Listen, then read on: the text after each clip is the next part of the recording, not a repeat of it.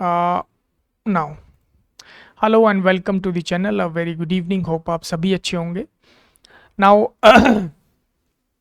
आज हम जो टॉपिक यहाँ पर डिस्कशन करेंगे वो है एनटीए। एनटीए क्या है हम सभी जानते हैं, नेशनल टेस्टिंग एजेंसी, जो एक सेंट्रलाइज एग्जामिनेशन बॉडी है और जो 2017 में सेटअप की और लगभग 2018 में इसने एग्जामिनेशन को कंडक्ट करना स्टार्ट कर दिया, सभी जानते हैं हम। बट यहाँ पे ये जो टॉपिक है ये एनटीए के बारे में है एंड एनटीए से पहले, करेक्ट, जो मॉडर्न एजुकेशन सिस्टम का जो एवोल्यूशन हमारा हो रहा है, जो डेवलपमेंट हो रहा है ना, वो किस तरीके से उसके अंदर एग्जामिनेशन बॉडीज़ का उसमें क्या स्टेटस रहा है, ठीक है, क्या उनकी स्ट्रक्चर रहा है, इसके बारे में हम स्टडी करेंगे। और ये जो टॉपिक है, ये डिस्कशन, ये सभी उन टीचर्स के लिए इम्पॉर्टेंट है जो मतलब किसी भी मीडियम से जो है एजुकेशन प्रोवाइड कर रहे हैं, सर्विसेज दे रहे हैं अपने, या एजुकेशन सिस्टम में वो सभी लोग जो किसी ना किसी रूप में अपना योगदान, कंट्रीब्यूशन एजुकेशन सिस्टम में दे रहे हैं, ठीक है। सभी स्टूडेंट्स जो प्रिपरेशन कर रहे हैं सर्विसेज की या फिर एंट्रेंस एग्जामिनेशंस की, तो ये सभी के लिए इम्पॉर्टेंट है। आज हम इकोनॉमिक्स का टॉपिक नहीं डिस्कस करके आज हम एनटीए को डिस्कस करेंगे, करेक्ट। एंड देखेंगे कि एनटीए, जैसे कि अभी मेरे पास कुछ घंटे पहले एक न्यूज़ आई कि जो 2026 का यूजीसी नेट है वो कैंसिल हो गया है। तो उसके रीजंस, ठीक है, हम बाद में देखेंगे। बट जैसा ऑनगोइंग जो चल रहा है कि एग्जामिनेशंस, जो क्वेश्चन पेपर्स हैं, लीक हो रहे हैं और पहले ही बहुत सारे कैंसिल हो चुके हैं, ठीक है। तो उनका रीजंस क्या है, क्या एनटीए के स्ट्रक्चर में कोई प्रॉब्लम है, ठीक है, तो ये देखेंगे। नाउ हम स्टार्ट करते हैं 1853 से। तो ये जर्नी जो है ये 1853 में स्टार्ट होती है, व्हेन ब्रिटिशर्स ने जो है एक चार्टर एक्ट को पास किया, चार्टर एक्ट ऑफ 1853। और इसी चार्टर एक्ट के अंदर 1853 में उन्होंने ये चीज़ मेंशन की कि भारत में अब एक ट्रिपरटाइट इंस्टीट्यूशनल फ्रेमवर्क को तैयार किया जाए और वहीं पे जो इंस्टीट्यूशंस हैं, मतलब जैसे हमारा लेजिस्लेशन है या फिर कहें हमारा जुडिशरी है और एग्जीक्यूटिव बॉडीज़ को वहीं पे इसी भारत की ही धरती पर उन चीज़ों को डेवलप करना स्टार्ट करे। तो उन्होंने क्या किया कि उसमें हमारा एजुकेशन सिस्टम भी आता है, उसमें हमारे विभिन्न तरीके के सेकेंडरी बोर्ड्स भी आते हैं, उसमें हमारे जो हैं सर्विसेज भी आती हैं, जैसे कि पब्लिक सर्विस कमीशन जो आज हम देखते हैं, यूपीएससी वगैरह, है ना, वो कॉन्स्टिट्यूशन से पहले भी वो वहाँ था, बट वो डिफरेंट नेम से था और उसके जो एग्जामिनेशंस थे वो भारत में नहीं हो करके लंदन में हुआ करते थे, ठीक है। सो ये जो जर्नी है ये 1853 से स्टार्ट होती है। 1857 में हमने 3 एक्ट बनाए यूनिवर्सिटीज़ के, सेपरेट एक्ट दिया सबको। Bombay university act, Bombay university act, इसी तरीके से Calcutta university act, Calcutta university act, and इसी तरीके से मद्रास यूनिवर्सिटी एक्ट। अब ये तीनों हमारे क्या हैं, सेंट्रल यूनिवर्सिटीज़ हैं और इनके पास अपने पास एक एक एक्ट है। बट अगर हम इसी चीज़ को अगर एनटीए से हम डायरेक्ट कंपेयर करें, जो एक एनॉमली है अपने आप में, मतलब एनॉमली का कि अब से पहले ऐसा पूरे इतिहास में एजुकेशन सिस्टम के कभी ये इस तरीके की घटना हुई ही नहीं है, ठीक है, तो इसलिए इम्पॉर्टेंट है। एंड जिस तरीके के एलिगेशंस एनटीए पे हैं तो डिस्कशन बनता है। नाउ अब यहाँ पे देखिए कि जो हमारा जो एक्ट के थ्रू, मतलब कि एक स्टैच्यूटरी बॉडी है, जैसे कि हम यूजीसी को देखते हैं, जो यूनिवर्सिटी ग्रांट्स कमीशन है, वो भी एक एक्ट के थ्रू आ रहा है। यूपीएससी जो है ना, यूनियन पब्लिक सर्विस कमीशन, वो जो है एक एक्ट के थ्रू है। तो ये these bodies are statutory bodies and they are very powerful, है ना, बाय देयर स्ट्रक्चर, तो उनका जो स्ट्रक्चर है बहुत रॉबस्ट है, बहुत स्ट्रांग है। होता क्या है कि एनटीए जो है वो बहुत वीक स्ट्रक्चर है, जो कि एक सोसाइटीज़ रजिस्ट्रेशन एक्ट 1860 उसके अंतर्गत उसको रजिस्टर किया गया है। उसका अपना कोई पार्लियामेंट्री कोई अकाउंटेबिलिटी नहीं है, कोई उसका कोई जो उसका स्ट्रक्चर है वो सारा आउटसोर्स स्ट्रक्चर है, जिसमें एम्प्लॉय जो है वो प्राइवेट एम्प्लॉयज़ हैं, है ना। तो आप उनके ऊपर न तो कोई इंक्वायरी आप सेटअप कर सकते हैं, कंडक्ट कर सकते हैं। और वहीं अगर आप स्टैट्यूटरी बॉडीज़ देखें, जैसे कि बॉम्बे यूनिवर्सिटी एक्ट, ये तो 1857 में हो गया था, है ना। Calcutta university and Madras university, अगर इसी तरीके की प्रैक्टिस या कहीं क्वेश्चन जो लीक्स हो रहे हैं, तो उसके लिए वो अपनी कमेटी, अपनी इंक्वायरी सेटअप कर सकते हैं कि क्यों हुआ, और अगर कोई उसमें कल्प्रिट है तो वो क्या कर सकते हैं, उसको पेनल्टीज लगा सकते हैं, या फिर उसको डिसमिस कर सकते हैं उस एम्प्लॉय को, है ना, या फिर उसके ऊपर कोई लीगल कोई पनिशमेंट उसे दे सकते हैं ना, जेल हो सकता है उसको इसी तरीके का, या फिर उसको किसी चार्जेस के अंदर बुक किया जा सकता है। बट एनटीए के साथ प्रॉब्लम यह है कि अगर मान लो कि एनटीए का क्वेश्चन पेपर किसी इंसान ने उत्तर प्रदेश में लीक किया या बेच दिया है, तो वहाँ की जो जनरल जो पुलिस है ना वो इंक्वायरी करेगी, है ना। पुलिस डिसाइड करेगी, इंस्टीट्यूशन डिसाइड नहीं करेगा, क्योंकि इंस्टीट्यूशन के पास वो पावर्स ही नहीं है। तो ये जो वीकनेस है एनटीए के स्ट्रक्चर में, this needs to be addressed, है ना। ये एक ऑटोनोमस सोसाइटी मतलब नॉन स्टैट्यूटरी बॉडी है। एनटीए क्या है, ये नॉन स्टैट्यूटरी बॉडी है, एग्जामिनेशन बॉडी है, ठीक है।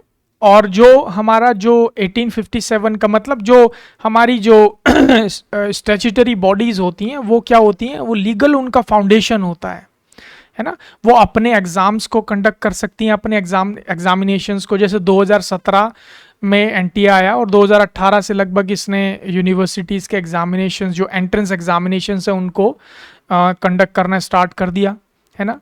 हाँ, जो बड़े इंस्टीट्यूशंस हैं जैसे कि हमारे दिल्ली यूनिवर्सिटी, जेएनयू, बीएचयू, है ना, ये सब बड़े इंस्टीट्यूशंस का सब एनटीए के पास चला गया। भाई एनटीए लेगा और उसके बेसिस पे फिर सभी स्टूडेंट्स को यूनिवर्सिटीज़ में एडमिशन मिलेगा। बट जब हम ये यूनिवर्सिटीज़ मतलब 1857 में देखेंगे तो ये डिसेंट्रलाइज मॉडल्स हैं। तो ये डिसेंट्रलाइज मॉडल्स का मतलब ये है कि ये डाइवर्सिटीज़ जो रीजन टू रीजन डाइवर्सिटी है, स्टेट टू स्टेट डाइवर्सिटी है, जो फेडरल स्ट्रक्चर है इंडिया का, है ना, वो उसको जो है अंडर एस्टिमेट नहीं करता है, वो उसको प्रायोरिटी देता है ना। बॉम्बे वाले अपनी चीज़ें स्टडी कर सकते हैं, कलकत्ता वाले कलकत्ता अपनी स्टडी कर सकते हैं, मद्रास वाले अपनी स्टडी कर सकते हैं। बट एनटीए क्या कर रहा है, जो रीजनल जो डिफरेंसेस हैं, है ना, जो कल्चरल डिफरेंसेस हैं, उनको अंडर एस्टिमेट अंडरमाइन करता है उनको। तो ये एक इसका डिसएडवांटेज है, ठीक है। ये अभी हम आगे भी इसको डिस्कस करेंगे, तो पहले हम इस लीनिएज पर बात कर लें। नाउ व्हाट हैपेंस कि अब हमारा 1900 टू 1950 का पीरियड आ गया, ठीक है। उसमें हमने सिविल सर्विसेज जो इवॉल्व हो रहा है, 1919 एक्ट मतलब जो हमारा सिविल सर्विसेज का जो मैकेनिज्म था वो it was backed up by the 1919 act of government of India, है ना।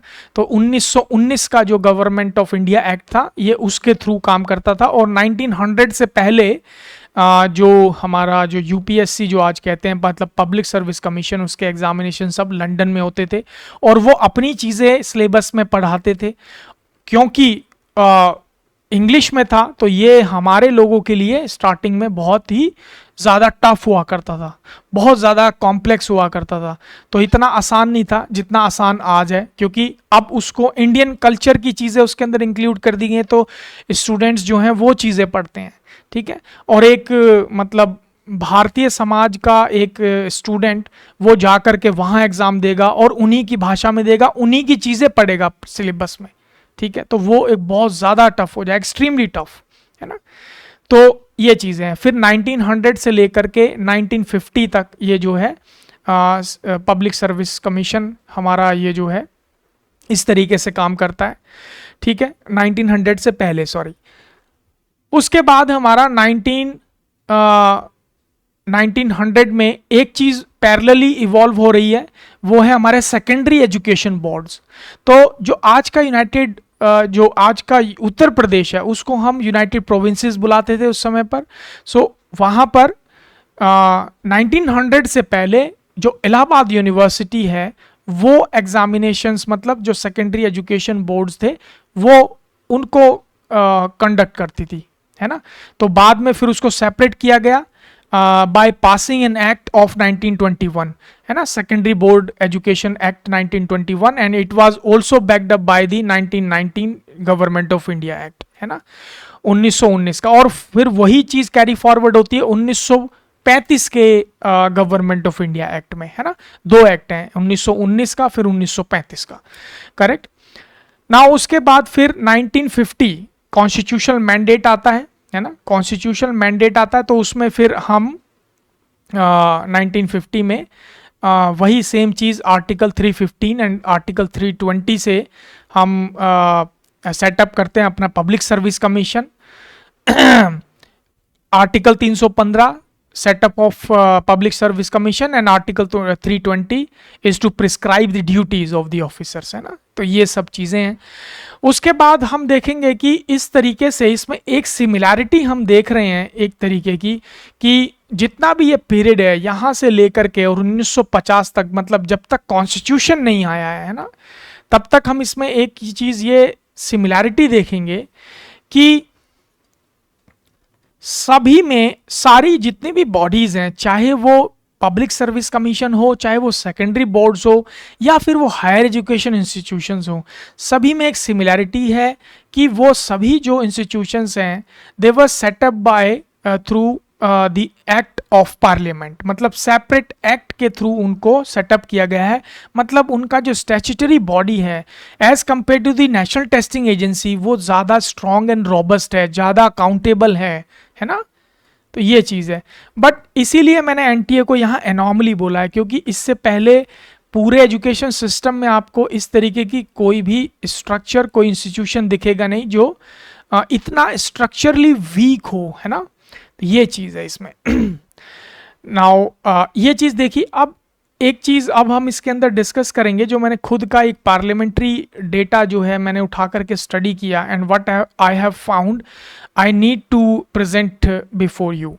तो यहाँ पे मैंने undergraduate drop out analysis report एक रेडी की है, जो कि 2014 से 18 तक, मतलब जो हमारी न्यू एजुकेशन पॉलिसी आने से पहले का टाइम है, और जो नेशनल टेस्टिंग एजेंसी के एक्टिव होने से पहले का टाइम है ना, 2014 से 2018 तक। तो उसमें जो अंडर ग्रेजुएट कोर्सेज हैं, इसमें एक चीज़ मैं क्लियर कर दूं कि जो ट्रेडिशनल जो हमारा ड्रॉप आउट का जो डेफिनेशन है, उसमें जो न्यू एजुकेशन पॉलिसी है वो उसको कंसीडर नहीं करती है, वो उसको मानती नहीं है। बट जो रिसर्चर्स एंड जो प्रोफेसर्स जो ट्रेडिशनली जो ड्रॉप आउट का डेफिनेशन लेके चलते हैं, वो डेफिनेशन कुछ इस प्रकार होता है कि जैसे कि हम अंडर ग्रेजुएट कोर्स का ले रहे हैं, तो अगर अंडर ग्रेजुएट कोर्स जो कोर्स है 3 साल का कोर्स है, और उस 3 साल के कोर्स में कहीं पर भी पहले ईयर में या किसी भी सेमेस्टर में स्टूडेंट ने उसको ड्रॉप आउट किया है, छोड़ दिया बीच में, तो ये ड्रॉप आउट माना जाएगा, है ना। बट न्यू एजुकेशन पॉलिसी का जो डेफिनेशन है ड्रॉप आउट का, वो कुछ इस तरीके से है कि वो मानता है कि हमने मल्टीपल एग्जिट पॉइंट्स तैयार किए हैं, कि अगर आप 1 साल के अंदर जैसे मान लीजिए कि आपने इकोनॉमिक्स ऑनर्स का अंडर ग्रेजुएट कोर्स में आप चले गए हैं ना, ऑनर्स में, उसके बाद आपने पहले साल में एग्जिट कर दिया आपने, तो अब वो आपको सर्टिफिकेट दे देंगे 1 साल का। 2 साल का आपने कर लिया, डिप्लोमा दे देंगे, ठीक है। 3 साल का कर लिया तो कुछ और दे देंगे। 4 साल का करा, क्योंकि ऑनर्स कोर्सेज जो हैं specially according to the new education policy वो 4 साल के कोर्सेज हैं, ठीक है। बाकी जो सिंपल हैं वो 3 साल के हैं। ऑनर्स वाले जो हैं वो 4 साल के हैं, 4 साल की ड्यूरेशन है उनकी। तो उससे पहले अगर कोई भी करता है तो वो उसको ड्रॉप आउट नहीं मानता है, बट एक्चुअल में ये ड्रॉप आउट है ना, कि आप अपनी मंजिल पे जाना कहीं चाहते थे और आप पहुंच कहीं गए। तो ये मैंने ट्रेडिशनल डेफिनेशन इसमें लिया है। नाउ व्हाट हैपेंस कि आपको मैं स्टडी दिखाता हूं कि आंकड़े क्या बताते हैं। ये पार्लियामेंट्री जो कमेटी है, पार्लियामेंट्री डिबेट्स वगैरह जो होती हैं वहां से ये डेटा मैंने लिया है। सो इसमें 2014 से 2018 का जो पीरियड है, सेंट्रल यूनिवर्सिटीज का डेटा कहता है कि 12,000 स्टूडेंट्स ने ड्रॉप आउट किया है अंडर ग्रेजुएट कोर्सेज में से। अब ये तरह विभिन्न तरीके के वैरायटी ऑफ कोर्सेज हो सकते हैं। दूसरी तरफ आईआईटीज हैं, IITs under graduate engineering courses 4,400 students ने ड्रॉप आउट किया है 2014 से 18 के बीच में। फिर हमारे एनआईटीज हैं, technical under graduate courses 4,000 students ने ड्रॉप आउट किया है। फिर मान लीजिए ये हमारा हो गया एक पीरियड। अब इसी को अगर हम देखें कि जो नई एजुकेशन पॉलिसी 2020 और जो एनटीए का जो सेटअप होता है नेशनल टेस्टिंग एजेंसी का, वो 2017 में होता है और लगभग 18 से वो एग्जाम्स लेना स्टार्ट कर देती है। तो उस पीरियड को इस पीरियड से हम कंपेयर करें तो अगर हम इस डेटा को देखें तो ये डेटा हमें क्लियर पिक्चर दिखाता है कि किस तरीके से अंडर ग्रेजुएट स्टूडेंट्स का ड्रॉप आउट रेट बहुत ज़्यादा बढ़ा है। ठीक है, ये जो ड्रॉप आउट रेट है अकेले सेंट्रल यूनिवर्सिटीज में 17,454 स्टूडेंट्स हो गया, मतलब प्लस 45.5% ये बढ़ा है ना। 45.5% से ये बढ़ा है, जो कि एनटीए से पहले मतलब 2014 और 2018 के बीच में 12,000 स्टूडेंट्स का था, बट ये बढ़ करके 17,454 स्टूडेंट्स का हो गया है ना। इसी तरीके से आईआईटीज का हम देखें, आईआईटीज का देखें अंडर ग्रेजुएट इंजीनियरिंग स्टूडेंट्स का, तो 4,400 से ये बढ़ करके लगभग डबल हो गया, 8,129 स्टूडेंट्स ड्रॉप आउट करते हैं, प्लस 85% ये बढ़ गया। उसी तरीके से एनआईटीज का हम देखें टेक्निकल अंडर ग्रेजुएट का, तो यहाँ पे भी हम सेम चीज पाएंगे कि ये 4,000 स्टूडेंट से बढ़ करके 5,623 स्टूडेंट्स ने ड्रॉप आउट किया है अंडर ग्रेजुएट कोर्सेज में से, प्लस 40.6% ये बढ़ा है। ठीक है, तो total premier higher education institutions में से जो ड्रॉप आउट हुआ है 57.9% वो बढ़ गया है। ठीक है, इसी को अगर हम पाई चार्ट पे देखें तो यहां हम पाएंगे 38.8% है प्री एनटीए एरा, या कहें 2014 से 2018 तक 38.8 इन्हीं हायर एजुकेशन इंस्टीट्यूशंस में से अंडर ग्रेजुएट स्टूडेंट्स का ड्रॉप आउट रेट दर्शाता है 38.8%। बट जैसे ही न्यू एजुकेशन पॉलिसी आती है और जो हमारा नेशनल टेस्टिंग एजेंसी आती है ना, जो एंट्रेंस एग्जाम्स लेती है अब सभी यूनिवर्सिटीज़ में, जितने भी कोर्सेज CUET है ना ये सब, और PhD वगैरह के, तो ये 61.2% हो गया बढ़ करके। तो ये डेटा हमें दिखाता है, ये स्टैटिस्टिक्स हमें दिखाता है कि 38.8% से बढ़ करके 61.2% हो गया है ये। तो इसमें ये दिखा रहा है कि ड्रॉप आउट रेट लगातार बढ़ रहा है। तो अभी और अगर आप एनालाइज करेंगे जो नया डेटा है उसके हिसाब से ये आपको और बढ़ता हुआ नजर आएगा। अब हम देखें कि ये एक्चुअल में किस वजह से ये हो रहा है ना। तो सबसे बड़े इसके कुछ पॉइंट्स हैं वो मैं आपके साथ अभी डिस्कस करूंगा, बट इंपॉर्टेंट चीज ये है कि what other nations are practising, है ना, how they are conducting their entrance examinations, है ना। तो ये चीज इंपॉर्टेंट है कि जैसे हम देखें कि जो बड़ी नेशंस है, जो डेवलप्ड नेशंस मानी जाती हैं, जैसे USA है, चाइना है, जापान है, जर्मनी है, स्वीडन है, मलेशिया है, साउथ अफ्रीका है, यहाँ मैंने इनको भी देखा कि ये सब जो हैं जो कंट्रीज़ हैं, ये नेशंस किस तरीके के एग्जामिनेशन बॉडीज़ को मतलब किसके थ्रू ये एंट्रेंस एग्जामिनेशंस को कंडक्ट करती हैं। तो हमने पाया कि USA टोटली डिसेंट्रलाइज बॉडीज को वो करता है। सारे जितने भी एग्जामिनेशंस हैं एंट्रेंस एग्जामिनेशन, वो नॉन प्रॉफिट को नहीं देता है, जैसे कि एनटीए जो है, एनटीए क्या करता है, एनटीए प्राइवेट वेंडर्स को जो है वो उठा के ठेका दे देता है कि आप भैया हमारे इतने स्टूडेंट्स को ये आएंगे और ये सारे एग्ज़ाम देंगे आप यहाँ पे आपके सेंटर में, ठीक है। उनका एक जो है वो होता है एक फाइनेंशियल जो एक उनका डॉक्यूमेंटेशन होता है और फिर उतने स्टूडेंट्स जा कर के वहाँ देते हैं और वहीं से एक्चुअल में ये जो पेपर लीक या कहें पेपर बेचने जैसी जो घटनाएं ये सारे उन्हीं वेंडर्स के वहीं से ही होता है, प्राइवेट वेंडर्स के। तो यूएसए ऐसा बिल्कुल नहीं करता, नॉन प्रॉफिट को वो बिल्कुल भी नहीं देता है, ठीक है, या फिर प्राइवेट वेंडर्स को नहीं देता है। तो वो टोटली सेंट्रलाइज एंट्रेंस एग्जामिनेशंस को प्रैक्टिस करता है। यहाँ पे एनटीए जो है वो सेंट्रलाइज्ड एग्जामिनेशंस को जो है वो एंट्रेंस को प्रैक्टिस करता है।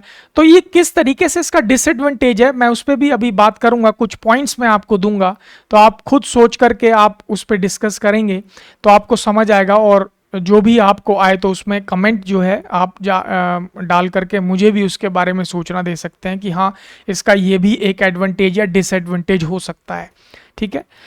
नाउ चाइना जो है वो एक अकेली ऐसी कंट्री है जो इन सभी बड़ी कंट्रीज में, मतलब स्ट्रॉन्ग नेशंस में, वो चाइना एक ऐसी कंट्री है जो सेंट्रलाइज्ड एंट्रेंस एग्जामिनेशंस को प्रैक्टिस करती है। बाकी चाइना को छोड़ करके जापान भी डिसेंट्रलाइज है, जर्मनी भी डिसेंट्रलाइज है, स्वीडन भी डिसेंट्रलाइज है, मलेशिया भी डिसेंट्रलाइज है, and south Africa, even south Africa भी डिसेंट्रलाइज है, ठीक है। अब यहाँ पे हम देखेंगे, हमने देखा कि ये कंट्रीज भी क्या प्रैक्टिस कर रही हैं, किस तरीके से अपने स्टूडेंट्स को यूनिवर्सिटीज में एनरोल करती हैं, है ना।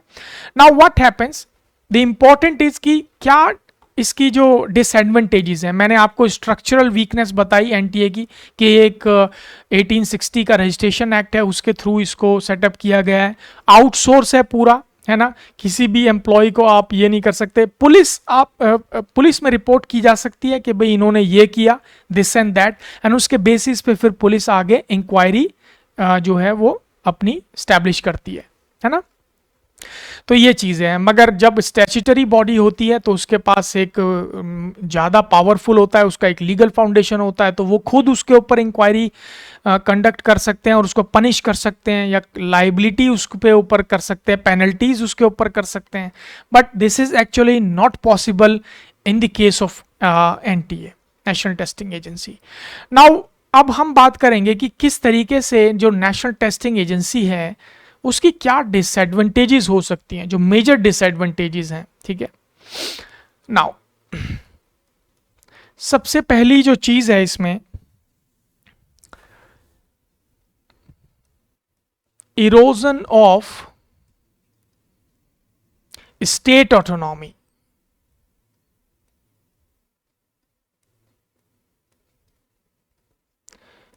जो हमारा फेडरलिज्म है ना,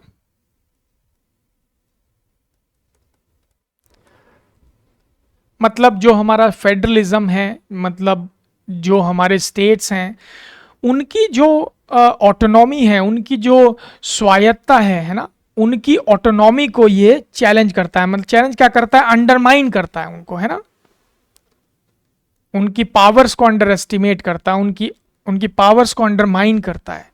लिंग्विस्टिक एंड कल्चरल डिसएडवांटेजेस हो सकती हैं, जैसे भारत जैसा जो इतना बड़ा देश है ना, उस देश के अंदर जहां पर हर 30, 40, 50 किलोमीटर पे बोली, भाषा, डायलेक्ट, रंग, कलर, खान पान, है ना, ट्रेडिशन, कल्चर, सभी चीज़ें चेंज हो जाती हैं। उस देश में हमने एक सेंट्रलाइज बॉडी को एग्जामिनेशंस के लिए जो है सेटअप किया है ताकि वो सभी स्टूडेंट्स को एक तरीके के सिलेबस दे सके। और एक तरीके से ये जो है ये एक डिसएडवांटेज है कि उनकी बोली भाषा को ये क्या करता है, अंडरमाइन करता है, अंडर एस्टिमेट करता है उनके कल्चर को, है ना। Linguistic and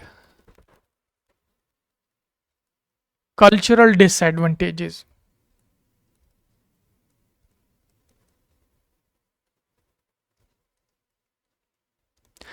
Now third point is that disproportionate advantage to disproportionate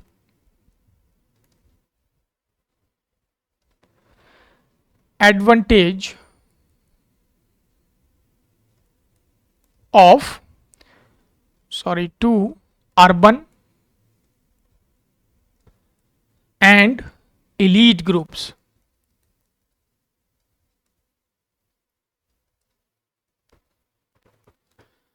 अब यहाँ पे इंपॉर्टेंट चीज ये है कि ये जो न्यू एजुकेशन पॉलिसी है उसमें एक पॉइंट आता है इंडियन नॉलेज सिस्टम। अब इंडियन नॉलेज सिस्टम का क्या है कि इंडियन नॉलेज सिस्टम में पैरेलली बहुत सारी चीजें इवॉल्व हुई हैं, है ना। भारत में अगर रिलीजन की बात करें तो बहुत सारे रिलीजन हैं जो पैरेलली डेवलप हुए हैं भारत की धरती पर। इसी तरीके से हम देखें कि बोली भाषा, उसके साथ साथ खान पान, है ना, वेज नॉन वेज, तरह तरह के फूड्स यहाँ पे over the period of time प्रभावित भी हुए हैं।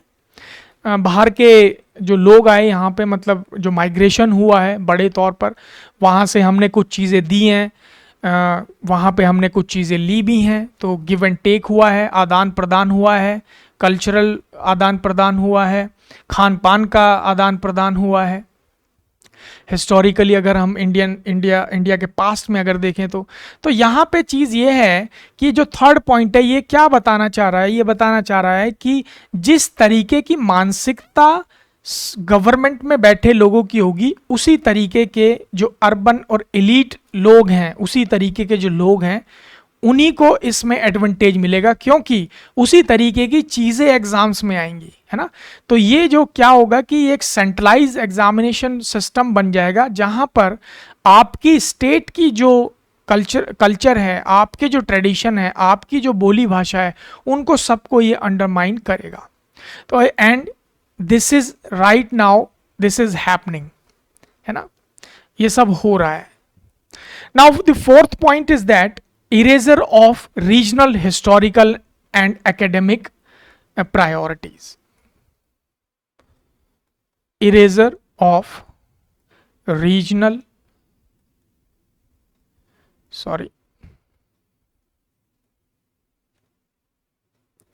regional, historical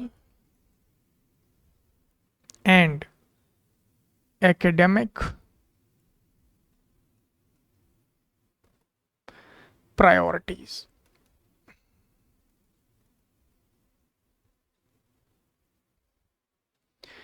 तो रीजनल जो हमारे डिफरेंसेस हैं, जो हिस्टोरिकल पास्ट है, हर रीजन टू रीजन, सारे स्टेट्स का, सभी रीजन्स का अपना अपना जो है अपना अपना हिस्टोरिकल महत्व है, ठीक है। तो ये चीज़ें जो हैं, ये सारी चीज़ें जो पॉइंट्स हैं, इसमें कुछ और घटाए बढ़ाए जा सकते हैं। बहुत सारी अनगिनत ऐसी चीज़ें हैं जो कि न्यू एजुकेशन पॉलिसी और नेशनल टेस्टिंग एजेंसी की वजह से अंडरमाइन हो रहे हैं, है ना। बहुत सारी चीज़ें हैं इसमें। बाकी अगर इसमें जो है कुछ चीज़ें आपको समझ आती हैं अपने तौर पे, तो आप कमेंट बॉक्स में डाल करके उनको एड्रेस कर सकते हैं, ठीक है। आप अपने लेवल पे इन चीज़ों को एनालाइज कर सकते हैं, रिसर्च इस पे कर सकते हैं कि एक्चुअल में हो क्या रहा है। तो ये जो है सिर्फ एक मतलब एक अवेयरनेस के लिए मैंने ये जो है ये वीडियो बनाया है, ताकि जो एजुकेशन सिस्टम से जनरली जो जुड़े हुए लोग हैं, उनको ये बात जो है दिमाग में आ सके कि हाँ, एक्चुअल में this is the right time to address this, है ना। तो ये जो इम्पॉर्टेंट चीज़ है ये क्या है कि एनटीए जो है उसकी बहुत सारी डिसएडवांटेजेस हैं। We actually don't have need to have a centralize examination body like national testing agency, correct. बहुत सारी चीज़ें न्यू एजुकेशन पॉलिसी भी मैं लाता रहूँगा, ये सब चीज़ें डिस्कस करता रहूँगा आपके साथ। So thanks for watching the video, धन्यवाद।